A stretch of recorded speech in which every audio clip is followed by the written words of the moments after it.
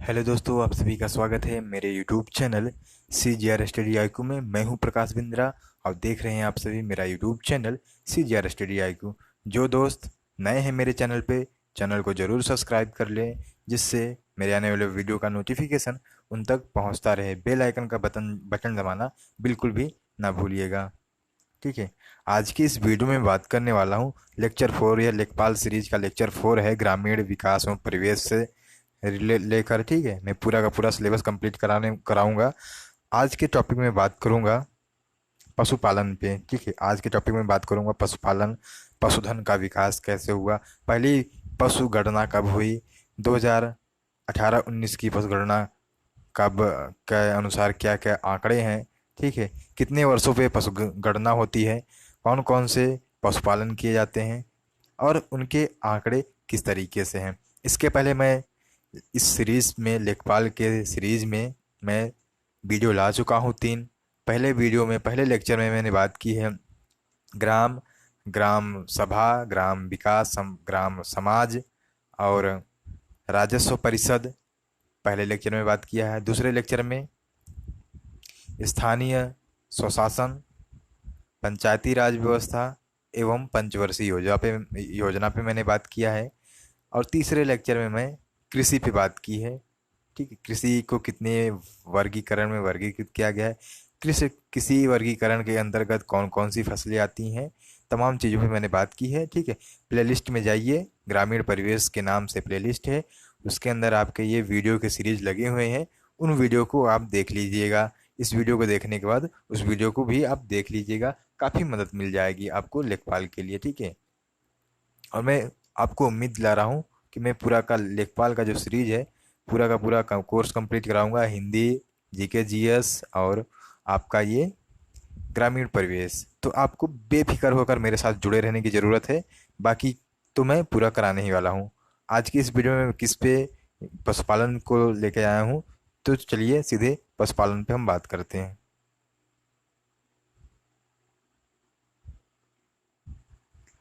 पहले आप समझ लीजिए पशुपालन क्या होता है, उसके बाद मैं हैंड रिटन नोट्स के साथ आपको दिखाऊंगा कि पशुपालन के लिए जो महत्वपूर्ण तथ्य हैं उन पे मैं बात करूंगा। तो पशुपालन प्रारंभ, ठीक है, सभ्यता के प्रारंभ से ही कृषि के साथ साथ पशुपालन, मत्स्य पालन एवं डेयरी विकास मानव जीवन का अभिन्न अंग रही है। जलवायु और आकृति की अनुकूलता के कारण पशुपालन, डेयरी विकास, मत्स्य पालन ने भारत की अर्थव्यवस्था में भी महत्वपूर्ण भूमिका निभाई है। पशुधन उत्पादन और कृषि के आपस में गहरा संबंध है। ठीक है, भारत के पास पशुधन विशाल संपदा है, जिसकी जिसकी ग्रामीणों की सामाजिक आर्थिक स्थिति सुधारने में बड़ी भूमिका निभाई है। ठीक है, जो प्राचीन सभ्यता से ही कृषि के साथ साथ पशुपालन, मत्स्य पालन, डेयरी, ये सब चीजें जो जीवन है, मानव जीवन के अभिन्न अंग रही है।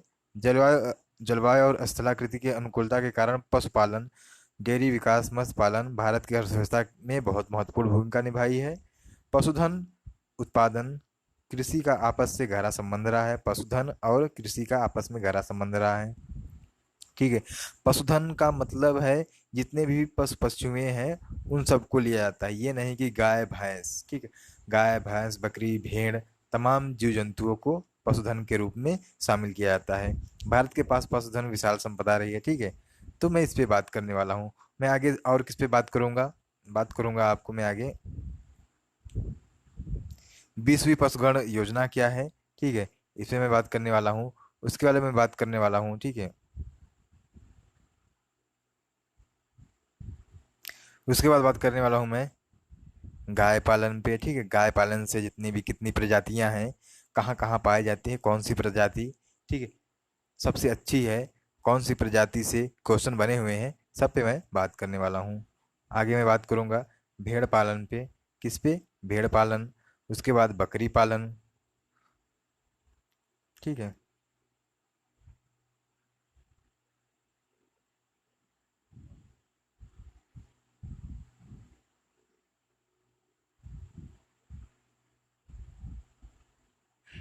बात करूंगा।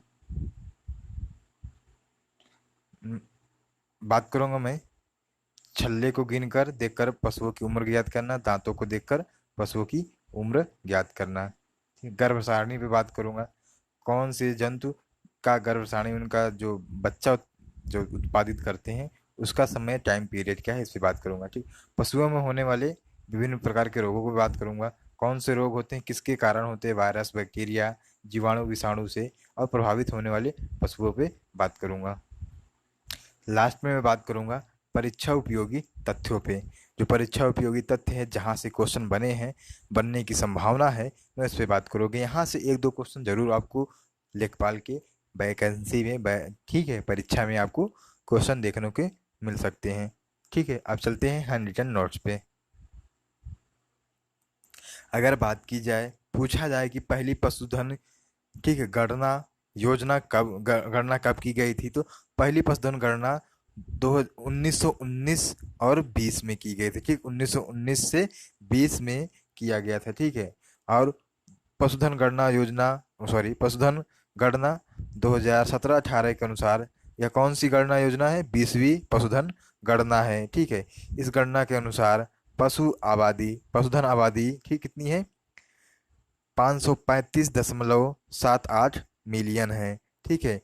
जिसमें पशुधन गणना 2012 की तुलना में 4.6% की वृद्धि हुई है। ठीक है। पहली पशुधन गणना कब हुई थी, 1919-20 में हुई थी। और 20वीं पशुधन गणना कब हुई थी, 2017-18 में हुई थी। और इस गणना के अनुसार कितनी पशुधन आबादी है हमारे यहाँ, 535.78 मिलियन आबादी है। ठीक है। जो कि 2012 की गणना की तुलना में 4.6% की क्या है, वृद्धि हुई है। बात करते हैं 20वीं योजना के बारे में। तो 20वीं जो पशुधन योजना है, सॉरी, 20वीं पशुधन गणना जो है के अनुसार क्या है, पश्चिम बंगाल सबसे ज्यादा 23% वृद्धि के साथ सबसे पहला स्थान पे है। ठीक है। सबसे ज्यादा वृद्धि कहाँ हुई है, पश्चिम बंगाल में कितनी वृद्धि हुई, 23%। दूसरे स्थान पे तेलंगाना रहा है। ठीक है। देश में कुल मवेशियों की संख्या में 0.8% की वृद्धि हुई है। ठीक है। कुल मवेशियों की संख्या में 0.8% की वृद्धि हुई है। और सबसे ज्यादा कहाँ हुआ, 23% के साथ पश्चिम बंगाल रहा है, उसके बाद तेलंगाना रहा है। पशुधन में उत्तर प्रदेश में क्या हुई है, कमी आई है। क्वेश्चन पूछ लिया जाए वह कौन सा राज्य है जहां पे पशुधन में कमी आई है, तो वह राज्य कौन सा है, आपका उत्तर प्रदेश है। 12वीं पंचवर्षीय योजना के अंतर्गत राष्ट्रीय पशुधन मिशन और गोकुल ग्राम की स्थापना की गई। किस पंचवर्षीय योजना के तहत राष्ट्रीय पशुधन मिशन और गोकुल ग्राम की स्थापना की गई, तो वो है 12वीं पंचवर्षीय योजना। यहाँ से आपको क्वेश्चन बन सकते हैं। अब बात करते हैं पशुधन विकास पे। पशुधन विकास की बात करते हैं। केंद्रीय खाद्य तकनीकी अनुसंधान मैसूर में स्थित है। कहाँ स्थित है, केंद्रीय खाद्य तकनीकी अनुसंधान कहाँ है, मैसूर में स्थित है। इस संस्थान ने ग्रीन मिल्क का विकास किया है। ठीक है। इंपॉर्टेंट किस लिए है, क्योंकि पूछा जा सकता है क्वेश्चन, ग्रीन मिल्क का विकास किसने किया है, तो वह है केंद्रीय खाद्य तकनीकी अनुसंधान मैसूर। ठीक है। इसका रंग, ठीक है, इसका रंग दूध की तरह सफेद होता है। ठीक है। जो ये ग्रीन मिल्क है दूध की तरह सफेद होता है, यह हानिकारक नहीं होता है। ठीक है। देश का पहला रोबोटिक डेयरी प्लांट कहाँ है, महाराष्ट्र के विसार, ठीक है, महाराष्ट्र के विसार क्षेत्र में स्थापित किया गया। कहाँ स्थापित किया गया है, महाराष्ट्र के विसार क्षेत्र में। ठीक है। यह पूर्ण रूप से कैसा है, यह पूर्ण रूप से रोबोटिक है। तो क्वेश्चन आ सकता है पूछ ले कि देश का पहला रोबोटिक, ठीक है, डेयरी प्लांट कहाँ है, तो मैं महाराष्ट्र के विसार क्षेत्र में है। ठीक, यह पूर्ण रूप से रोबोटिक प्रक्रिया पे आधारित है। पशुओं के प्रजनन को क्या कहा जाता है, स्टॉक फार्मिंग की संज्ञा दी जाती है। यहाँ से आप क्वेश्चन आ सकता है। ठीक, और जहाँ आप हमेशा गलती कर बैठते हैं, स्टॉक फार्मिंग से आप समझ सकते हैं कि खाद्यों की सुरक्षा, रख रखाव से संबंधित उन्हें सुरक्षित स्टॉक करना या फिर जमा करना। लेकिन यहाँ पे क्या है, स्टॉक फार्मिंग का मतलब है पशुओं की प्रजनन को। ठीक है। पशुओं की प्रजनन की संज्ञा किसे दी गई है, स्टॉक फार्मिंग को। ठीक, स्टॉक फार्मिंग की संज्ञा पशुओं के प्रजनन के लिए दिया गया है। ठीक है। सबसे पहले मिलिट्री डेयरी फार्म वर्ष 1889 ईस्वी में देश का पहला इलाहाबाद में स्थापित किया गया। कहाँ स्थापित किया गया, ये क्वेश्चन आपके लेखपाल में देखने को मिल सकता है, क्योंकि यह उत्तर प्रदेश से संबंधित है। सबसे पहले मिलिट्री डेयरी फार्म कहाँ स्थापित किया गया, 1889 ईस्वी में इलाहाबाद में, ठीक है। देश का पहला फार्म जो है मिलिट्री डेयरी फार्म कहाँ है? इलाहाबाद में है। अब बात करते हैं वर्तमान में, वर्तमान में देश में 7 प्रमुख केंद्रीय पशु प्रजनन केंद्र है, ठीक है। कितने पशु प्रजनन केंद्र हैं प्रमुख? 7 हैं, ठीक है। पहला, ठीक है, जो है एक है सूरतगढ़ राजस्थान में, चिपलीमा और सुनवेड़ा उड़ीसा में, धमरोड़ गुजरात में, हैसरघट्टा कर्नाटक में, अलगाड़ी, ठीक, सॉरी, अलमाड़ी तमिलनाडु में, और अंदेश नगर उत्तर प्रदेश में, ठीक है। तो ये 7 केंद्र हैं, ठीक है। सूरतगढ़ राजस्थान में, चिपलीमा और सुनवेड़ा उड़ीसा में, धमरोड़ गुजरात में, हैसरघट्टा कर्नाटक में, अलमाड़ी तमिलनाडु में, अंदेश नगर उत्तर प्रदेश में। ये 7 प्रमुख केंद्र हैं पशु प्रजनन के, ठीक है। आगे देखते हैं, आगे है राष्ट्रीय डेयरी विकास बोर्ड ने किसानों के लिए पशु पोषण ऐप क्या किया है? जारी किया है। और इसके तहत क्या होता है? पशु आहार संतुलन आवश्यकताओं के बारे में जानकारी के लिए बनाया गया है। जो इसको बनाने का मेन पर्पज क्या है, मेन उद्देश्य क्या है? पशु आहार संतुलन और आवश्यकता के बारे में जानकारी प्रदान करता है ये एप्लीकेशन। कौन सा? मोबाइल जो ऐप है पशु पोषण, ये किसने के द्वारा बनाया? राष्ट्रीय डेयरी विकास बोर्ड ने किसानों के लिए बनाया है। अब बात करते हैं गाय पालन पे। गाय पालन भारत गाय और भैंस पालन की दृष्टि से प्रमुख स्थान रखता है, ठीक है। प्रमुख स्थान रखता है। यहाँ विश्व की कुल पशुपालन संख्या का लगभग 25% पाए जाते हैं, मतलब कि 1/4 जो पशुधन है वो कहाँ में है? भारत में। अब ये ना समझना कि पूरा गाय ही 1/4, पशुधन की बात की जाती है। भैंस और तमाम चीजों को मिलाकर पशुधन कहा जाता है। कुल पशुओं की संख्या बात कर रहे हैं यहाँ पे, गायों की बस नहीं, कुल भैंस भेड़ बकरी इसके 25% भारत में पाया जाता है, 1/4, ठीक है। अब आईएमपी चीज देखिए, भारत में प्रति व्यक्ति दूध की उपलब्धता 154 ग्राम है, ठीक है। जबकि मानक रूप से जो एक मानक रखा गया है, स्टैंडर्ड रखा गया है विश्व स्तर पे, 280 ग्राम होने चाहिए। तो इसका मतलब यह है कि भारत को पूर्ण रूप से जितनी जरूरत है दूध की उतनी उपलब्ध नहीं हो पाती है, ठीक है। भारत दूध उत्पादन में प्रथम स्थान रखता है। भले ही भारत दुग्ध उत्पादन में प्रथम स्थान रखता है, लेकिन भारत में प्रति व्यक्ति दूध की आपूर्ति 154 ग्राम है, जबकि जो मानक स्टैंडर्ड रखा गया है पूरे विश्व के लिए 280 ग्राम रखा गया है, ठीक है। श्वेत क्रांति कब आई? 1964-65 में हुई थी। श्वेत क्रांति 1964-65 में हुई थी, ठीक है। ऑपरेशन फ्लड 1970 में हुआ था, यह भी दूध उत्पादन से संबंधित था। गाय की प्रमुख नस्लें, बात करते हैं गाय की प्रमुख नस्लों पे। तो गाय की प्रमुख नस्लों में क्या है? साहिवाल, लाल सिंधी पंजाब में पाई जाती हैं, द्विकाजी हरियाणा में पाई जाती हैं, एक थापकर फांकरेज गुजरात और महाराष्ट्र में पाई जाती हैं, जर्सी, खेरीगढ़, अमृतमाही, गंगातीरी ये कहाँ पाई जाती हैं? ये प्रजातियां उत्तर प्रदेश में पाई जाती हैं। साहिवाल लाल सिंधी पंजाब में पाई जाती है। यहाँ से क्वेश्चन आते हैं, ये जो पंजाब से जुड़ा हुआ है। द्विकाजी हरियाणा में पाई जाती है, ठीक है। और एक्स थापर फांकरेज गुजरात महाराष्ट्र में, जर्सी, खेरीगढ़ी, अमृत माही, गंगातीरी उत्तर प्रदेश में पाई जाती हैं, ठीक है। स्टार पॉइंट में आप लिख सकते हैं, ये क्वेश्चन यहाँ से बनता है, कई बार एग्जाम में बना भी है। कृष्णक गाय, ठीक है, कृष्णक गाय मथुरा और वृंदावन के क्षेत्रों में मिलती है, ठीक है। पूछ लिया जाता है कृष्णक गाय किस क्षेत्र में मिलती है? तो वो गाय मथुरा और वृंदावन के क्षेत्र में मिलती है, ठीक है। और कुछ विदेशी नस्लों के बारे में बात कर लेते हैं। गाय की विदेशी नस्लें, गरनसी, ठीक है, आयर सायर विदेशी नस्लें हैं। गाय की कौन सी नस्लें हैं? विदेशी नस्लें हैं, ठीक है। अब बात करते हैं भैंस पालन पे। भैंस पालन में मुर्रा हरियाणा में पाली जाती है, हरियाणा की नस्ल है। जाफराबादी, मेहसाना और सुरती कहाँ की नस्ल है? गुजरात की नस्ल है, ठीक है। भदावरी उत्तर प्रदेश की नस्ल है। क्वेश्चन आ गया कि निम्न में से कौन सी नस्ल उत्तर प्रदेश में पाई जाती है? जाफराबादी, मेहसाना, मुर्रा, भदावरी। आपको उत्तर देना है उत्तर प्रदेश में भदावरी नस्ल पाई जाती है। अब अब बात करते हैं भेड़ की प्रमुख नस्लों पे। तो जो भेड़ भेड़ की प्रमुख नस्लों पे बात करते हैं, भाकरवाल, गुरेज जम्मू कश्मीर में पाई जाने वाली नस्ल है, लोही हरियाणा में पाई जाने वाली नस्ल है, जालौन उत्तर प्रदेश में पाई जाने वाली नस्ल है, बीकानेरी राजस्थान में पाई जाने वाली नस्ल है, नेल्लोरी महाराष्ट्र और कर्नाटक में पाई जाने वाली नस्ल है।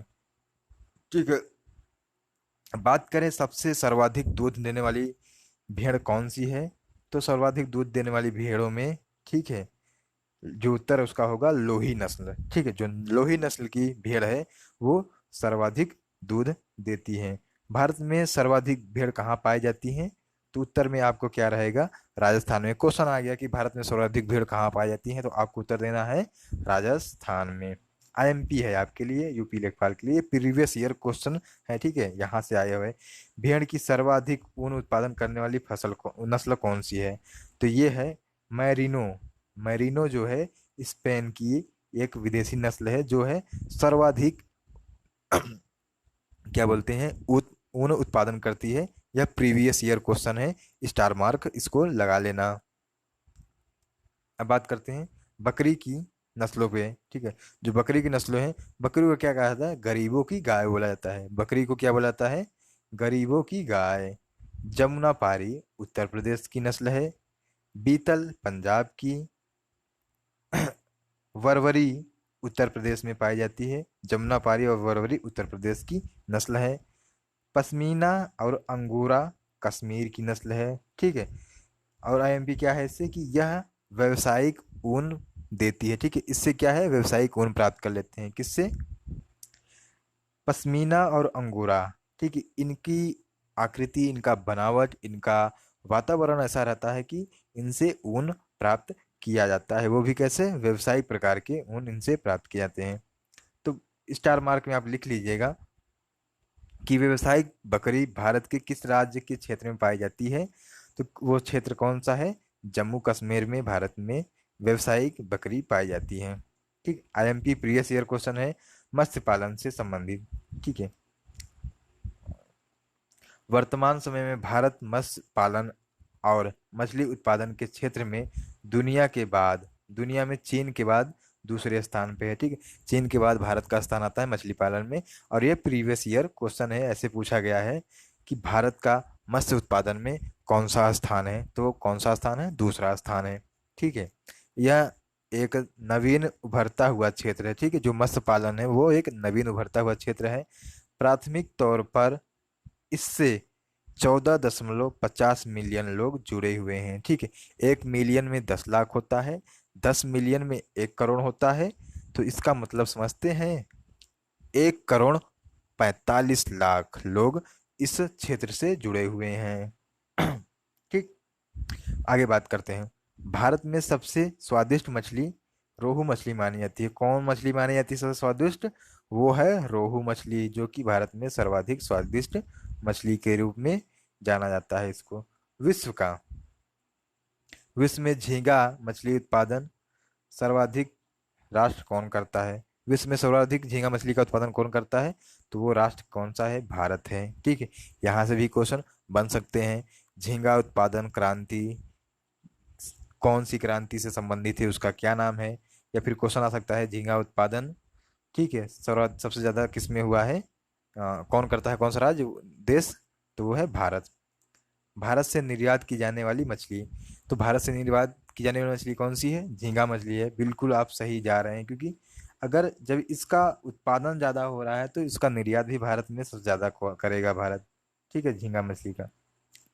मत्स्य पालन हेतु चयनित तालाब में कम से कम कितना पानी होना चाहिए, तो कितना पानी होना चाहिए, 1 मीटर पानी होना जरूरी है मछली उत्पादन के लिए। ठीक है, 1 मीटर अर्थात 3 फीट।